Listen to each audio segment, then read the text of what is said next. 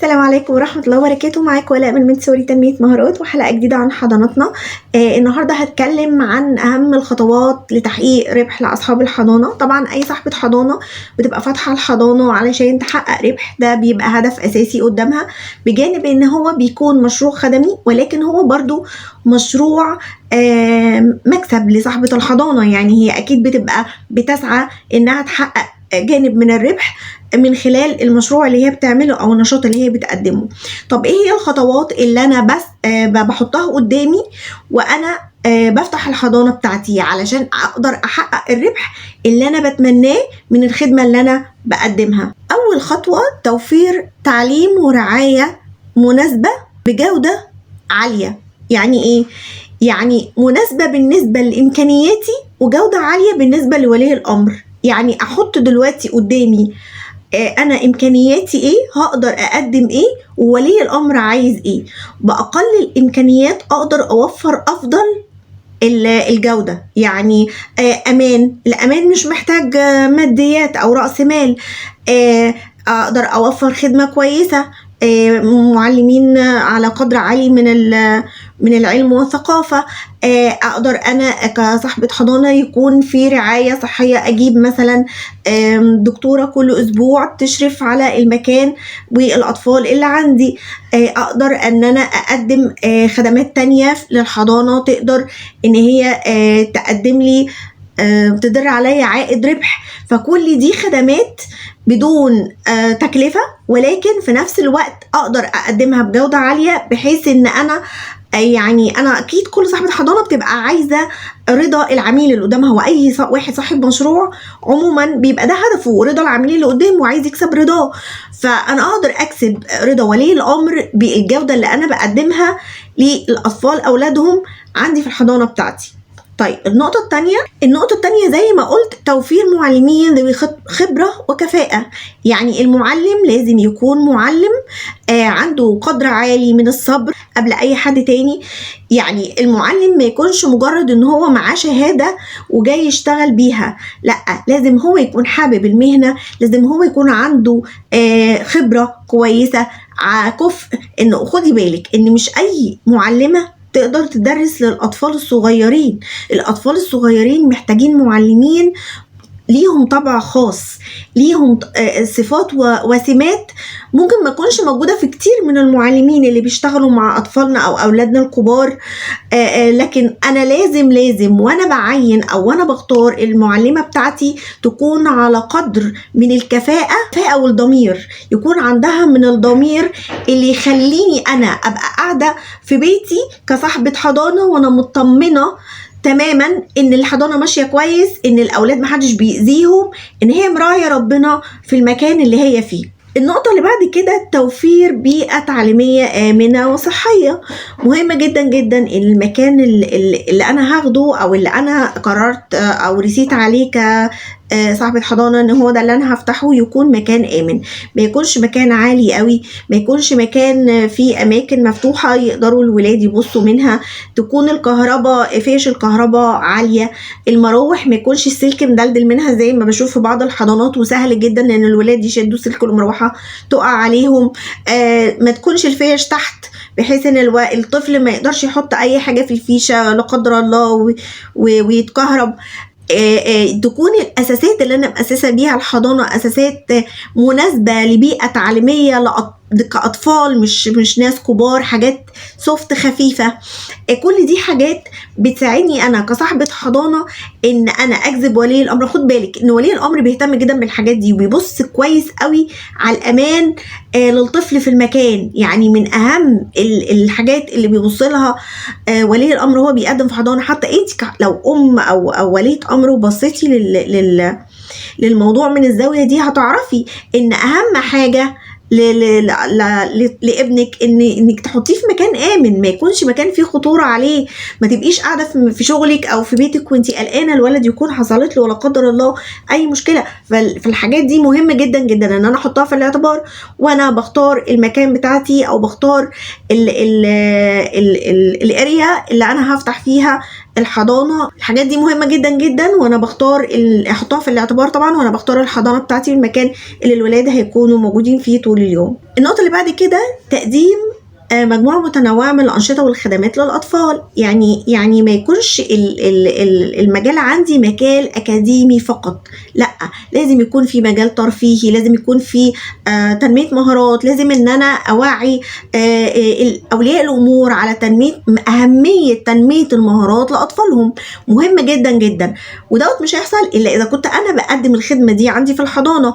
في حضانات بتبقى قايمة على الأكاديمي فقط، وده بصراحة أنا محبسش الحضانة دي. ليه؟ لأن الحضانة دي هي بتسعى ان الاطفال يبقوا مستواهم الاكاديمي كويس، وهو الحقيقي الموضوع ده ما اقدرش احققه مع كل الاطفال، لان في اطفال لازم اشتغل معاه تنميه مهارات الاول كويس جدا جدا عشان تسمع لي في الاكاديمي والاقي نتيجه. لما اجي بعد كده اشتغل اكاديمي الاقي نتيجه للطفل. فمهم جدا جدا ان انا اركز على تنميه المهارات والادوات اللي انا بشتغل بيها وتنوعها واختلافها، واقدر اخصص لكل طفل الاداة اللي تعوض له العجز اللي عنده في المهارة المعينة. كل طفل ليه قدرات وإمكانيات وخيال مختلف تماما عن الطفل التاني، وذكاء مختلف تماما، قدرات الذكاء مختلفة بين طفل لطفل.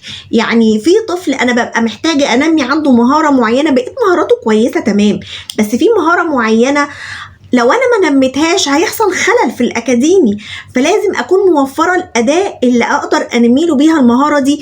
بيختلف الاطفال بمهاراتهم وامكانياتهم وقدراتهم، فلازم يبقى عندي تعدد وامكانيات متعدده للادوات علشان اقدر اوفر لكل واحد الاداء المناسبه للمهاره اللي هو مش كويس فيها. مهم جدا جدا الادوات دي برضو تكون امنه، ما تكونش اداه فيها خطوره على الطفل ممكن يحطها في بقه، تكون أداة صغيرة جدا، أحط الأداة المناسبة للولد المناسب للأعمار المناسبة، ما تكونش أداة ناشفة أو جامدة ممكن طفل يحدفها على طفل فتعوره، تكونش أداة مثلا من الأخشاب وفيها راش فتعور الطفل وهو بيستخدمها، تكون أداة ملساء. يعني أبص على الأداة قبل ما أديها للطفل، لأن ممكن الأداة تبقى كويسة وطفل يكون لسه مستخدمها فتحصل لها مثلا خدش أو حاجة تعور طفل تاني لو مسكها.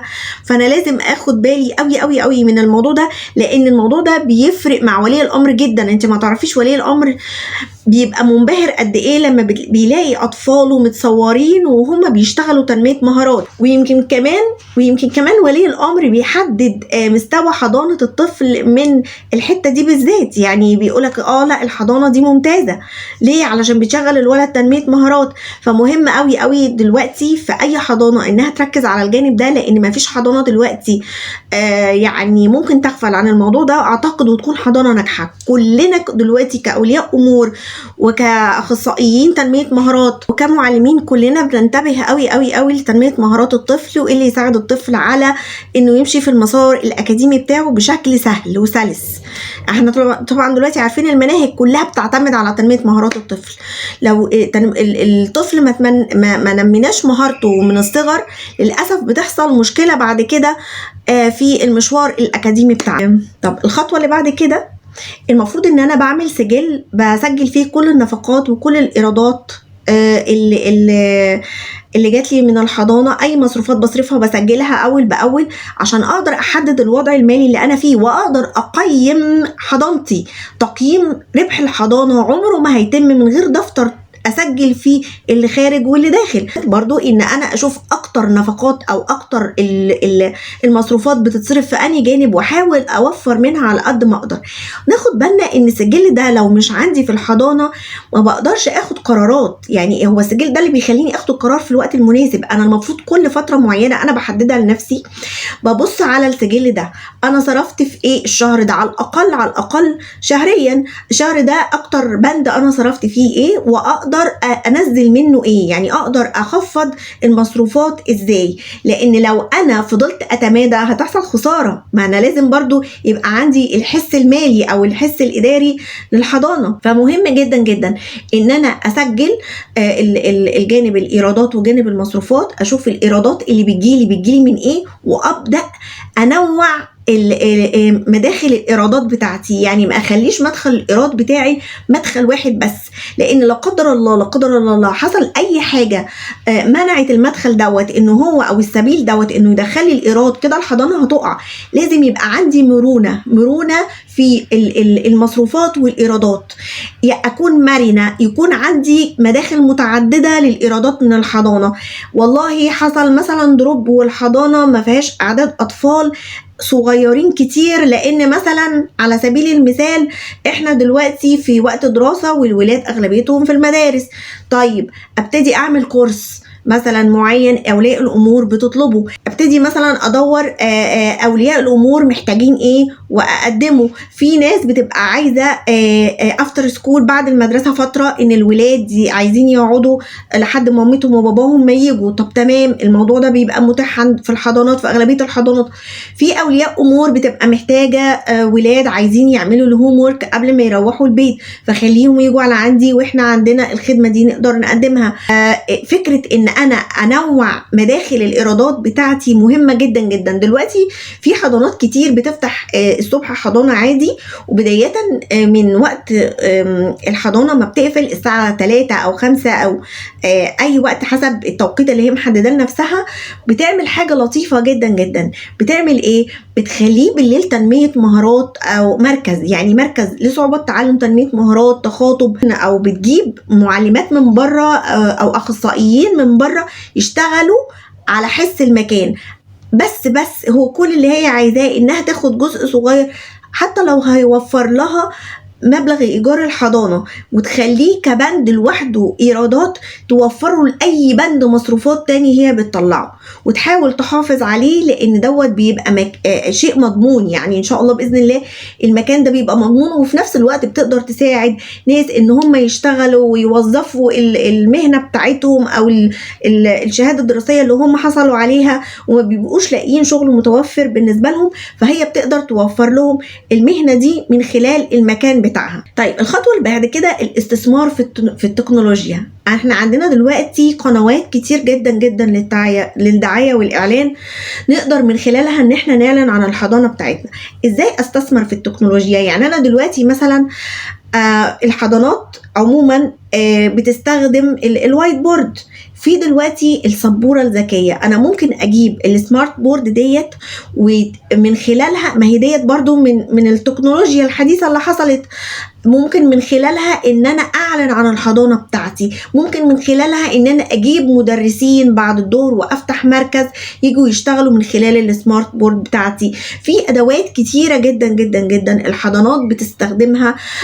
في حضانات تانية مش عارفه عنها حاجه، هي للاسف حضانات قليله قوي قوي اللي على الوعي بالاستثمار التكنولوجي الرهيب اللي طالع دلوقتي. نهتم بالجانب دوت، لان الجانب دوت بيجذب لنا يعني عملاء جدد، بيريحنا وبيوفر علينا مجهود رهيب جدا.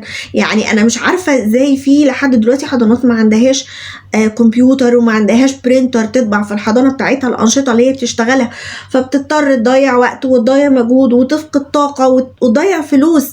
ما هو كل دوت فلوس انت بتصرفيها في انك تنزلي مثلا تبعتي حد يصور لك ورق، في ان انت مثلا تنزلي حد ان هو يطبع لك على الكمبيوتر، في انك تبعتي حد مثلا يكتب لك على الكمبيوتر حاجه معينه انت عايزاه. الكمبيوتر مهم جدا جدا، بنسجل عليه حاجات كتير جدا، وفي ناس كمان عندها كمبيوتر وللاسف مش بتستخدمه الاستخدام الصحيح. ما احنا مهم برضو ان احنا نستخدم الكمبيوتر في ان انا اسجل عليه بيانات الاطفال اللي عندي واحط عليه الفايلات بتاعتي، بدل ما اقعد اكون في اوراق في المكان بتاعي. فمهم جدا جدا ان احنا نفكر في الموضوع دوت واحنا شغالين، لان فعلا الاستثمار في التكنولوجيا مش خساره ابدا. مهما دفعتي دلوقتي هتحسي بعد كده ان انت ارتحتي كتير وكسبتي من وراه اضعاف اللي انت دفعتيه. مش عايزه اقول لك كمان ان الاستثمار في التكنولوجيا دوت بيخليني بيعمل سرعه رهيبه في اداء المهمه اللي انا عايزاها. يعني بدل ما اقعد اكتب اسماء الولاد واعمل لكل ولد فايل، انا ممكن بضغطه زرار واحده على الكمبيوتر اطبع الفايل بتاع الطفل او الريبورت بتاعه وابعته لولي الامر من غير حتى ما اسلمه بايدي، من خلال الايميل او من خلال رساله واتساب او ما شابه ذلك. فمهم جدا جدا ان انا اهتم بالتكنولوجيا في الحضانه بتاعتي، وانا بعلن عن الحضانه بتاعتي اعرض التكنولوجيا اللي عندي واعرض كل الامكانيات اللي انا موفراها في الحضانه بتاعتي. ده بيفرق جدا جدا مع ولي الامر. يعني انا شفت كتير اولياء امور بيهتموا جدا بان هم الحضانه بتاعت اولادهم تكون على مستوى معين من الرفاهيه. انا ما بقولش رفاهيه، لان لكل مقام مقال، ولكل مكان ليه امكانياته وقدراته طبعا، وكل مكان ليه سعره برضو. لكن انا بقول ادنى متطلبات الحضانه اللي تمشينا، يعني عشان نبقى كده زينا زي الحضانات الجامده باقل الامكانيات. انا ما بقولش يعني بارقام باهظه، انا بقول مثلا باقل الامكانيات. الخطوه اللي بعد كده البحث عن فرص نمو جديده. زي ما قلت، ادور ايه اللي يقدر ينشط الحضانه بتاعتي، ادور ايه الخدمات الجديده اللي اقدر اقدمها في الحضانه بتاعتي، ادور ايه الحاجات اللي تقدر تعليلي من الحضانه بتاعتي. لو في اعلان ممول تمام، لو في قناه معينه اقدر من قنوات الاعلانات سواء بروشور او ستيكرز. المهم ان انا ابتدي ادور ايه الاماكن اللي من خلالها انتشر. يعني ازاي الحضانه تنتشر؟ في افكار كتير جدا جدا جدا. نقعد نبحث وندور ونبص، والفيسبوك واليوتيوب والانستجرام ما خلوش يا جماعه، والله ما خلوش. اعمل انشطه واصور على قد ما اقدر، وانزل اي نشاط بصوره مع الاطفال، اصوره واهتم بالموضوع ده كويس جدا، لان الموضوع ده من اهم قنوات الاعلان لاي حضانه. في النهايه بتمنى من ربنا سبحانه وتعالى يوفقنا جميعا، ونكون يعني ناجحين بتوفيق ربنا سبحانه وتعالى، وربنا يقدرنا على شغلنا ويساعدنا ان احنا نعمل اللي يرضيه. اهم شيء اللي يرضيه، مش اللي يرضي ولي الامر ولا العبد، لا، اللي يرضي ربنا اولا واخيرا. ومعلش يعني انا عارفه ان ظروف الحضانات اليومين دول دراسه وشتاء وامكانيات مش مناسبه لولي الامر ان هو يودي ابنه الحضانه، انا عارفه، بس معلش لكل مجتهد نصيب، وكل ما بنشتغل اكتر ربنا بيرزقنا اكتر. شكرا ليكم، واتمنى ان انا اكون افدتكم النهارده ولو بجزء صغير، وشكرا ليكم، والسلام عليكم ورحمه الله وبركاته.